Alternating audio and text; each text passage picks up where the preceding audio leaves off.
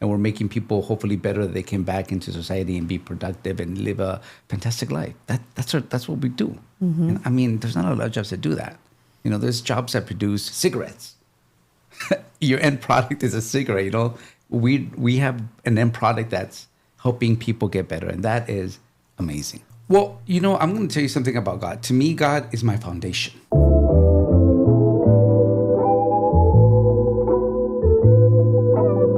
Good afternoon. I'm so honored to have our special guest with us, no other than our Director of Sales for the whole company, our very own Mr. Limber Valenzuela.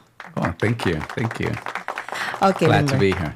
Oh my goodness. So it's way overdue. We've been wanting you to be here for a while, but we've been moving it because you've been traveling also. I have. So thank God I was able to catch you, right? You're all over the place. Yes. You just came back from Texas, That's right. right? And we have a possible trip in India. So that's still, Yes. Exactly. yeah, we still don't know when that's going to happen. And my Because- Arizona trips And you have Arizona. and all over the LA County Oh my goodness. and Inland Empire and Palm Springs. Oh my goodness. That's next week. That's actually, and last week though. I try to go at least once a week. And Mexico every week. Weekend. And weekend. Weekend. Okay. Yes. Limber has been with us for a while. He started as our liaison. He started as our liaison in Optimal Care. And Care Dimensions. Actually, we remember it was Optimal Care that we were talking to you. And Yes. then moved you to Care Dimensions. Oh, by the way, Care Dimensions after all. Yes. And then after that, move you here to To Denu. And to help look after everybody. Where were you before? Denu? Before this company? Okay. So I have a very different background. I was born in Mexico. I was born in Culiacan, Mexico, one of the most beautiful cities in Mexico. Unfortunately, right now, it's one of the most saddest, full of violence cities. But I was born there, but I came back and forth to the United States to visit a lot because at that time, my father was in the United States, so me and my mom would travel constantly between Mexico and the United States to be with him. And then I go to school here, so going back and forth. I went to school in Mexico. I went to school in the United States. Then when I graduated high school, I went to college in Mexico, and I went to college here in the United States. And then at the very end, I just decided to stay in the United States. Then after graduating from my BA in business, I wanted to become a teacher. So I got a master's in education for my teacher's credential. And I was a special education teacher for 2 years. Yeah. And then it wasn't my calling. I think it was a very challenging job. And so then I decided to go back to business, and I was a buyer. I was a buyer for a few different companies. And then after that, I went into, and it's so funny because I always fell into these kind of jobs. It wasn't like planned, like, oh, tomorrow I'm going to be a buyer. It was just offered to me. And then I was like, okay, so I took it. And then I ended up in the retail world for like 8 years. And I ended up doing management there as well. And then I ended up here. So you were in Sephora, right? I was in Sephora. So a lot of people know Sephora, right? Yes. Yes. We are always there. That is my go-to when I'm so stressed. I need to have my me time. That's Sephora. Yeah. You just need to grab one red lipstick. Yes. And when I did work there, that was the goal. That was the goal, to make you feel, because it is therapy for a lot of women and men now. It's therapy to go get cosmetics, to be listened to, what your needs are, what's happening. And a lot of people would go from, hey, I need a cream for my bags because I've been sleeping because my mom is dying, or my husband is sick, or my child is having a hard time in school, whatever the situation might be. So it was like a lot of therapeutic. And then at the end, when I left the company, it lost that touch. So yeah, but now I'm here. Thank God. Yeah. I just want to stress a little bit because you mentioned about, you've been wanting to be a teacher. And I want the audience to catch that. Some people have a dream, and some people have a plan. Maybe most people have a plan, what they're going to be, or they have a vision who they're going to be, right? They go to school, take that course, and hoping that they're going to be that kind of person. Some get to do that, But some of the people get to land at different jobs. And sometimes they said, okay, how come it's unfortunate for me that I'm not able to do what I studied for, right? But that's really how journey is. You have to be open all the time. My two boys were here a few weeks ago, and they talk about that. You just have to be open because you don't know what you're gonna be getting into, and you don't really know what you like. You have to really just be present at that moment, and no matter how much you plan, there's some diversion, there's surprises, and then before you know it, this is really what you intend to do in the first place. This is what you want, Yeah. right? You were just seeking for that, and you don't know how it looks, and even sales, right? You'll never. I don't think you plan to be in sales, right? You've been wanting to. You said you've been wanting to teach, and look at you now. You're teaching a lot of people, Yes. right? In a different way, yeah. So, I mean, I think the best thing about education is that it makes you a more valuable person in the way that you're able to have a conversation with different amount of people, and you can put yourself into many different situations. So I think that that's a great thing. Even though I did want to become a teacher, and I still think it's been my most rewarding job I've ever had, especially with special education children, teenagers actually. It's helped me become a better person. And in this way, like right now, as a director of sales, I am a teacher. Because Yes. I teach my liaisons how to do it, how to build that relationship, how to get your message across, how to sell your service. And it's a teach and teaching, like in every activity in everyone's life, it's an everyday thing. Like you're not just selling, but you're teaching them like something, a way of life for them. And I met a lot of people that are really great at sales today, and their background was teaching. And I want you to stress that also because I want you to know, and the audience too, what are some of the qualities of being a good salesman. Number one is you need to be patient. It doesn't it doesn't happen overnight. You're not just going to have sales overnight. You may be lucky today, but tomorrow you need to learn, right? And you need to have a way, you need to have the passion of learning. And you have to teach also your not only your team, but your customers how to go about what you're trying to sell.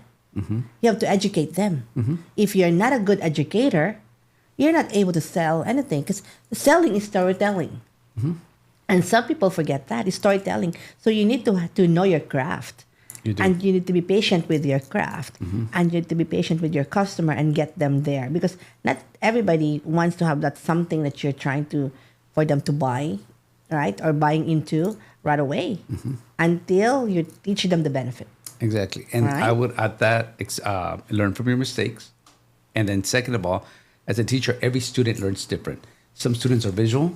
Some students get it right away. And it's the same thing in the sales world. You have to teach your potential client how to educate them because they can learn different ways. Some people, like in the business that I am right now, I could just be there talking and they'll understand perfectly. And some people need to see my brochures and see pictures of what we do and what our nurses do for them to understand it. Yeah. So again, it's the same thing. Everyone's different. Each student is different. Each account is different. And it's all a matter of us educating them and building that relationship with them so they can, first of all, trust us. And we can build up a partnership together. Where do you get your inspiration every day? It's hard to be a salesman every day. You get a lot of no's. Not a lot of people want you there, right? So many closed doors. And it's not always a happy meeting with accounts. How do you keep going every day, Limber? And it's not always a happy meeting with accounts, and it's not always a happy day with myself as well. There's some days that I feel overwhelmed. There's some days that I feel like I let myself down because I have a goal and I don't see it, and I see so many obstacles in the way. If it's this regulation, or it's this account, or it's this employee, or it's another manager or something, there's always something every day. But there's something inside of me, I think ever since I was a little boy, because all the things that were going on in my life, there's just something inside of me that says, just keep going. Just keep going. And it's something that I've had since I was a little boy. And like, tell me, there's some days Who where, influenced you that? to be honest with you, I think it was Sunday school. Sunday Wow. school. Sunday Because- school. And the message that they taught me, about no one being perfect except for Jesus Christ, and He will help you get wherever you want. That always stuck in my mind, because not to talk bad about my parents, but my parents were like the type of parents that, they compared me to everybody. They compared me to the neighbors. They can be critical sometimes, Extremely right? critical. And then words that, like it or not, like, oh, you can't do that. You're too short. You're too fat. Sometimes the most critical is our family. And they don't mean it in a bad way. Yeah. But those things stick with you, whether you like it or not. But also good things stick with you. And I remember that message from Sunday school that day. And something inside of me always said, no, you know what? Just keep going. Just keep going. And there's been times where I've been flat on my face on the floor where I think I can't get up. But something is like, just get up and keep going. Wow. Yes. That's really amazing. Because everybody needs to recognize that who we are today, it just also did not happen overnight. We did not decide to be who we are today, and we're going to be superstar, and we can conquer the world and we can get our goals to the finish line. We can't. We were rooted to something. There is that foundation within us in our lifetime, in our childhood, that keeps us going and get us to where we are today. Right? And that's something that's very important. And some people may say also, well, I didn't have that childhood. I didn't have that foundation. It's not too late. You need to find that something that will root you. And I like how you stress Sunday school, and I like how you stress Jesus Christ, because we talk about that during our last podcast with Oliver. For us to be leading a team and leading an organization and to be focused on the goals that we have, you need to have good things that you look forward to. But at the same time, you need to look and be founded and you need to have this person who is not just our parents, but not just anybody who can just change their mind anytime, but someone who's always going to be there that we can lean on no matter what. And somebody that we have to believe, no matter who's around us. Yes, and I think that's really what has me standing, because everyone has a journey, a different journey, and this everybody journey called life. And other people will fail you, but not Jesus Christ. Exactly, and that's exactly what I believe. Me, I'm very respectful to whatever somebody else can be like. Well, no, I believe in something whoever. else. That's fantastic, But to me, because I was, and I think I've said this to you before. To me, as a little boy, there was no superstar, no athlete, no superhero, nothing to me was more bigger than Jesus Christ. To me, that was the ultimate thing. When you grow up and you see all these things that are not what you thought as a little boy, it's never, for example, it's religion. Somebody in religion did something bad, but it's not Jesus Christ. It's a person. So I learned growing up, experience everything. I learned to differentiate the both. Because like you said, church has let me down. Pastors have let me down. Leaders have let me down. But as of right now, Jesus Christ has not. Amen. So that's what has me standing. Yeah. And that's really something that we talk about all day long. As a leader, and if you want to be a leader, you need to have somebody that you can also lean on that will not fail you. Because the rest of the world will do, right? Because even myself, I failed myself. And many times it's like, oh, you know what? I want to lose 20 pounds, but on the third day I see a piece of cake and I eat it. I failed myself. My goal has been failed. So if I failed myself, a lot of people have failed myself as well. And I'm sure I failed other people as well. But at the end of the day, like you said, Jesus Christ has not. Yeah. As of right now, he has not. Yeah. Because the moment we have Jesus Christ, we are not just, what do you call that? We are not conformed in somebody's perspective, right? We have him as a standard that keeps us going, no matter what's going on around us. And that's actually why we picked you as well, Limber. You can just pick anybody. But there is that you need to have, and I'm going to talk about your family later on, there is that characteristic. There is something that you need to have for you to be able to become who you are. Because you have people that you have to carry with you. And they're going to come in with different baggages. They're going to come in with different stories. They're going to come in with, there's no inspiration, or they're just going to want to quit from one job to another. And you need to be somebody strong to carry these people. Because it's Yes. not easy. Yes. And every single day in sales, it's good to be in sales because, of course, financially, there's so many things we can do. There's so many good things we can share. But at the same time, it's not always easy to be in the front line, right? To get punched first, It's not. right? Because I am, I am in sales. I love sales. I understand what you guys are going through. Let's talk about taking care of your team. How do you prepare your team? We have a lot of companies and we have a lot of patients that we need to take care of. We have a lot of accounts. We have, we have a demanding position. We have a demanding position. How do you prepare your team to be who they are today and to keep getting better and to become who they need to be for us? Well, first of all, we're all on the same page. We all have to be on the same page because everyone's goal is different. But our motives and our objective have to be the same. Same, correct. They have to be the same. And then second of all, we all have to have goals. If we don't have a goal, what are we working for? Just to be there in the limbo and seeing what happens. It doesn't work like that. At least not if you're going to be part of my team.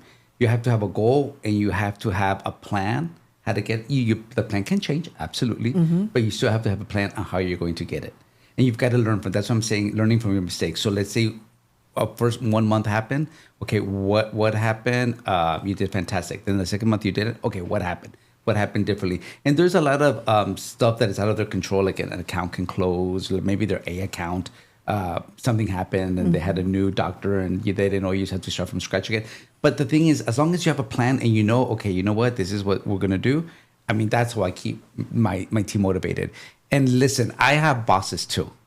And when I get recognized or when my boss comes and visits me or when my boss gives me a call, it motivates me and it makes me feel good. So because I know that, I do that with my team. I meet with my managers at least once a week. The one in Arizona, at least I talk to them, at least once or twice a week. I meet with the team. I'm in different cities with the team. I help out the managers with the liaisons, if they need my assistance in any way, whether it be in marketing or just taking them out to lunch, whatever the situation might be. That's how I keep my team motivated and holding them accountable too. That's very important. And it's because I really commend you for you're just so honest with them, whether it's good and bad. You just give them the right feedback that they need because you care, right? You just have to sugarcoat it. But many times we have conversations when or even Alan calling you out, Limber, this person is not producing anything, and many times you fight for them. I do. And you make sure that you protect them, I right? do. But again, I'm sure behind the scene, I don't know what you're doing with them. Come on, guys, let's go, because you have to prove this number. Yes, of course. But you just don't give up. You can't. You can't give up. We're here. We're in the business of serving people. I mean, we're making people healthier. That's our business, and we're leading a lot of people down, families, patients, their friends. We let them down if we don't do our job. I feel like, and I think at the end of the day, we have such a fantastic job. We're doing such a great thing.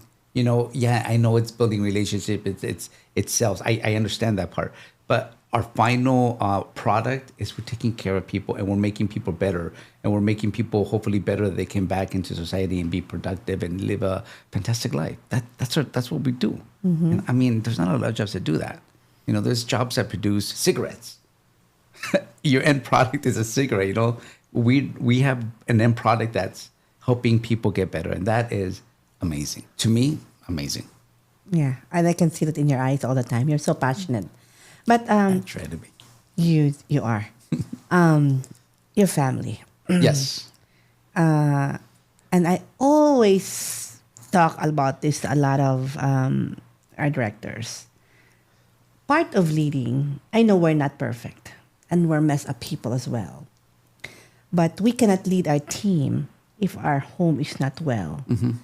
And every time you have a salesman and they have issues at home, they're not going to be productive no matter who they think they are. Even though they had a previous history of being the top-notch somewhere else. But the moment the home is not well, it's not well. And that's something we actually check and look. And a lot of the thing that draws us to you is also your family, the support of your family. your mom cheering you from behind. You have a sister who loves you so much. And I like to see that relationship flourish. And you love them so much. And that is actually our gauge, how much you can love their team. Because you cannot love other people more than you can love your family. It has to start there. And then the moment you have those love, affection, support, and it keeps overflowing, then you have surplus to give to the rest of the team. And that's really part of the formula. Yes. You cannot be a messed up person and not healing your family or your home and hoping you can lead the rest of the people. You can't. And part of that failure of being a director or leader is that, if they don't correct that. Well, your mom, I know she's your biggest cheerleader. What does she say to you? I don't know if she talks to you on a daily basis, on a Every weekly day. basis. I talk to her every day. What is it that stand out? Her words that she tells you all the time. It's like a repeat, but every time we hang out the conversation, of course, she always sends her blessings. But she doesn't like stop at the blessings just for me.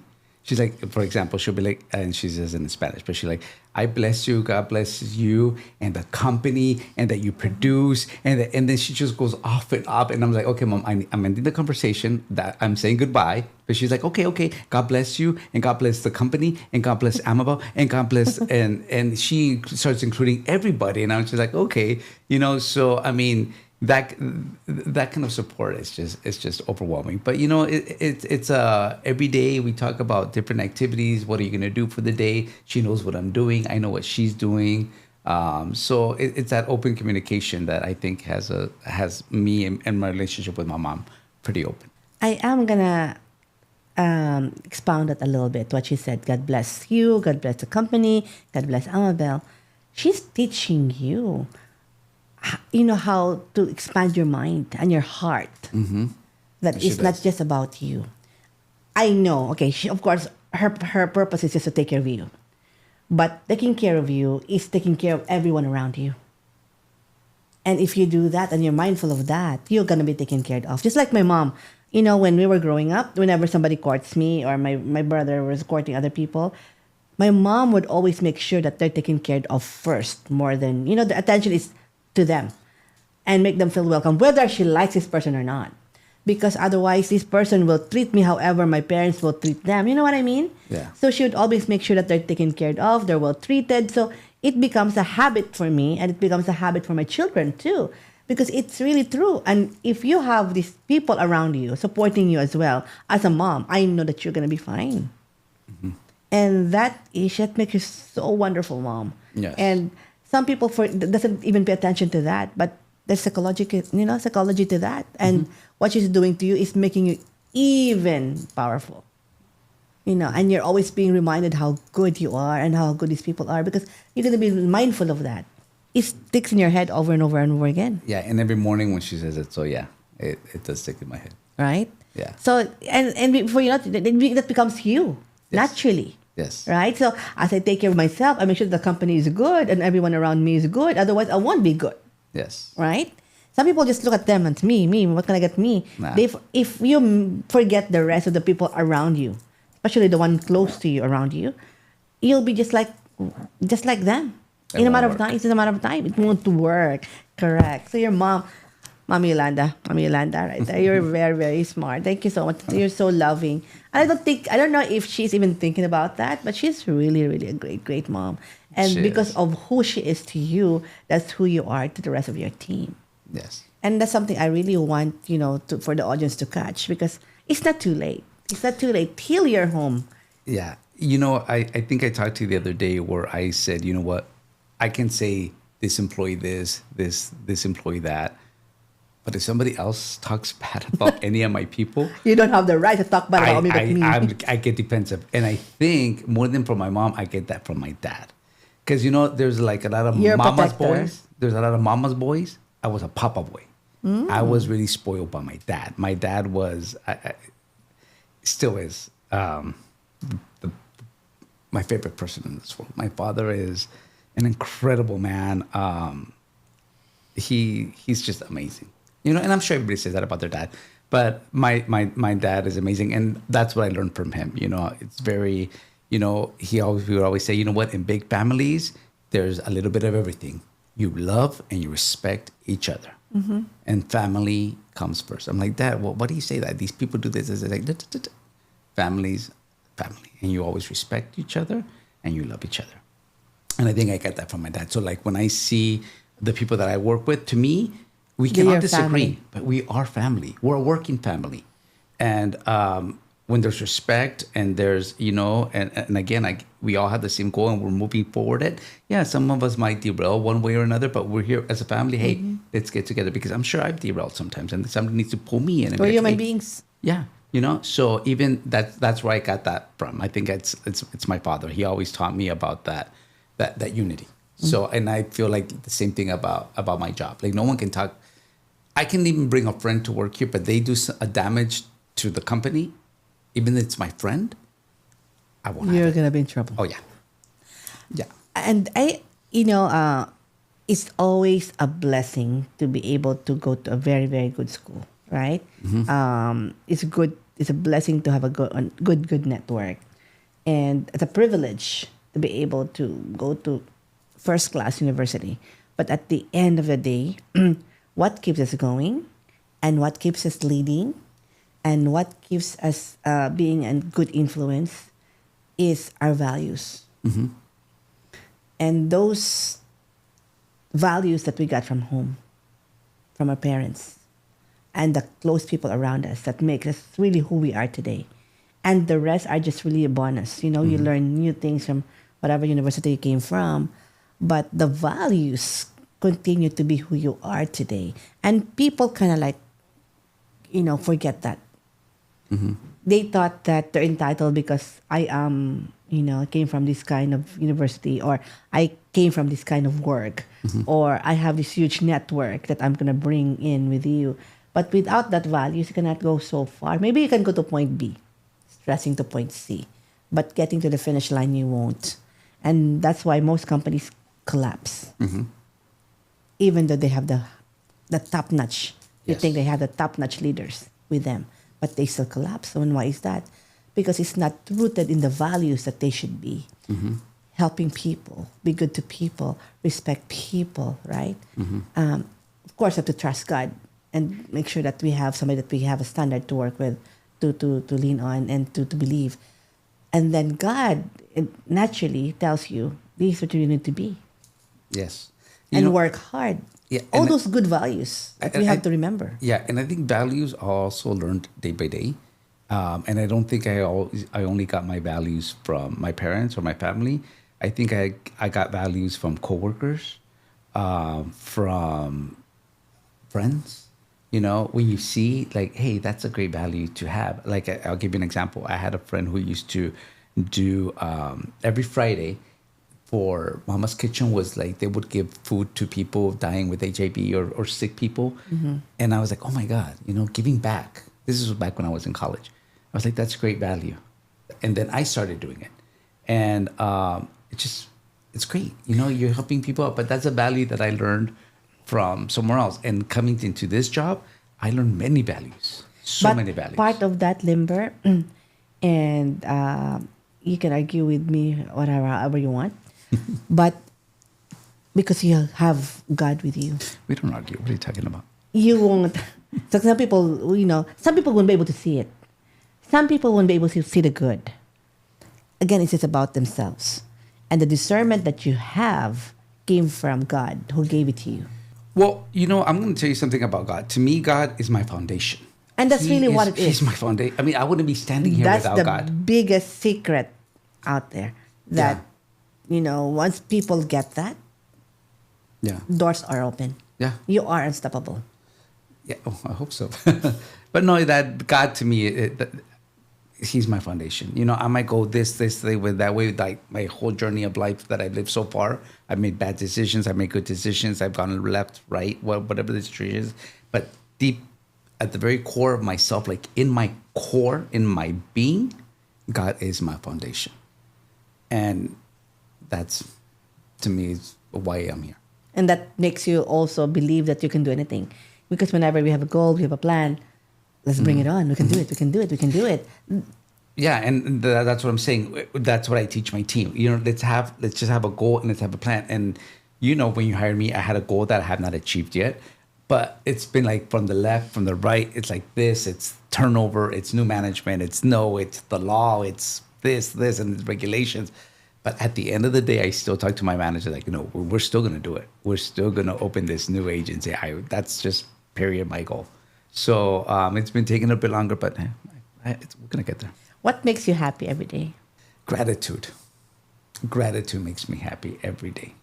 And like I said, some days it's very hard for me to be grateful. Very hard. Because it's very easy to be That's victimized. true to everybody. But gratitude makes me happy. And if I could give one secret to somebody, who would ask me that, my secret is gratitude, even though I don't see why I'm grateful for, but knowing grateful, because there's always something there's always something to be grateful for. You slept in a bed, you woke up, you have water, you have food, you have shoes. Or let's just say you don't. Amen. You have health. Amen. Okay? And you've got something that God gave you, which is a brain and arms and legs to move forward. Move forward. Don't be stuck there. Because there's some times I lived situations in my life where I didn't even want to get out of bed. But something is like, you put those shoes on and you go run. And even if it was in the machine or on the beach, whatever the situation, Get I up. would go do it. And it just does. There were some days that I wouldn't, that I did feel like a victim and cry all day. But most of the times, like, I get up, let's do it. And that's how I see it right now, too. And that's part of what we also emphasize, when we had this Bloom on the Battlefield book. The first thing, that's the first step, is you need to decide to rise up. Oh, yeah, that's right. You Absolutely. need to decide. Absolutely. It's a decision. I remember that, yes. Right? Decide to rise up. Yes. And you got that. If you have a new person joining you today in your team, what would be the first 2 or 3 things that you would say? Welcome to the best team ever. This is a job where you have to have goals, and we're a family here. So let's do it. Wow. I want to join your team. So we want to ask you many more questions. I don't know we don't have enough time. You have an appointment. That's fine. Yeah. But what I love about you so much, Limber, is really, it's not even just the respect that you said, but really you pour your heart, your love to us, to what you do, and to the people that you meet along the way. And I don't know for most of you, when we get report, and I don't know the relationships that you have with them, but when you come back and share those people that you meet along the way, you just talk with passion and just talk with love, so much love about these people. And you just keep going. And before I know it, where are you in LA? Where are you in Arizona? Where are you right now? You're just all over the place. I don't know where you get your energy. I don't know where you get your energy. I think you're giving it to me because I have a goal, and that's part of it. Oh my goodness, you just said it. You need to have a goal and you need to have a plan. And you need to have the values and inspiration to keep you going. You have Limber, to. thank you so much for being with us today. It was my pleasure. Thank you. I still want you back sometime and maybe bring 1 or 2 of your team. We'll talk more about Yes. sales. I'd We'll be dig happy into to. sales. I'll Okay? be happy to. Yes. Thank you so Thank you so much. Thank